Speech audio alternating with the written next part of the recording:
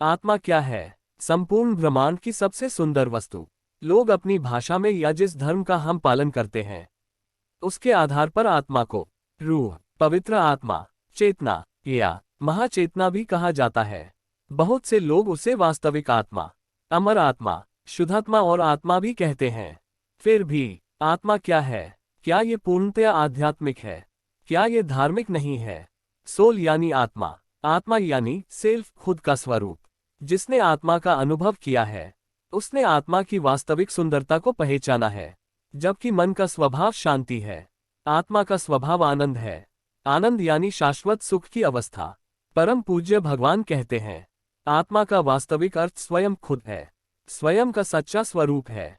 शाश्वत सुख, आनंद हमारे भीतर ही है। आपका सच्चा स्वरूप यानी आत्मा है, अनंत सुख का धाम है।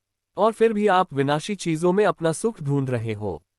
मनुष्य जीवन का लक्ष्य आत्मा को जागृत करना है। आत्मा प्रत्येक जीव मात्र में होता है। उनका स्वभाव एक समान है, यानी प्रत्येक आत्मा के गुण समान होते हैं। अनंत ज्ञान, अनंत दर्शन, अनंत शक्ति और अनंत सुख आत्मा के मुख्य गुण हैं। जबकि भौतिक सुख जैसे कि प्रसिद्धि, पैसा और संपत्ति का स्वभाव विनाशी है और असंतोष करवाता है। आत्मा शाश्वत है और ठीक वैसे ही उसके गुण भी। उदाहरण के लिए, पैसा जीवन में सुख और आराम लाता है, लेकिन ये कभी भी आत्मा के जैसा अविनाशी सुख और आनंद नहीं दे सकता है। इस कारण से सभी शास्त्रों का सार, आध्यात्मिक अध्ययन का विषय और आध्यात्मिक साधना, ये सब एक ही है। अपने आत्मा को जागृत कीजिए। जो देखा नहीं जा सकता उसे कैसे जागृत किया जा सकता है? आत्मा को देह के चक्षुओं, नेत्रों से नहीं देखा जा सकता और न ही उसका संपूर्ण वर्णन शब्दों में किया जा सकता है।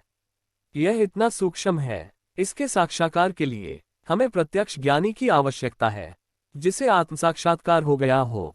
ऐसे गुरु को ज्ञानी कहते हैं, जिनकी कृपा से आत्मा क्या है ये जानने की हमारी दृष्टि खुलती है। वह प्रगट ज्ञानी हैं, जिनके पास दूसरों की आत्मा जागृत करवाने की सिद्धि होती है।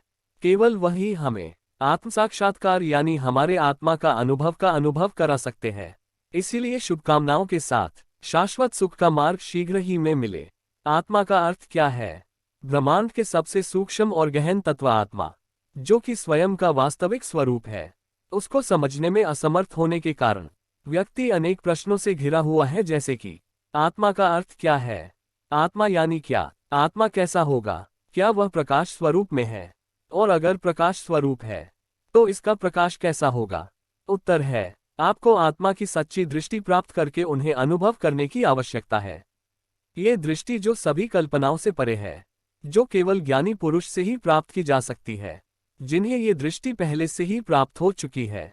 जब तक वह दृष्टि प्राप्त नहीं हो जाती, तब तक हम आत्मा की व्याख्या उसके गुणधर्म और उसके कार्यों को जानकर ही कर सकते हैं।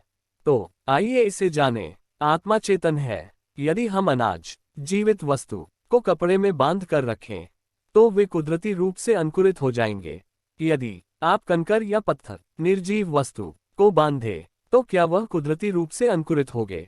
नहीं ना। क्यों? वो इसलिए क्योंकि कंकर या पत्थर में कोई आत्मा नहीं है।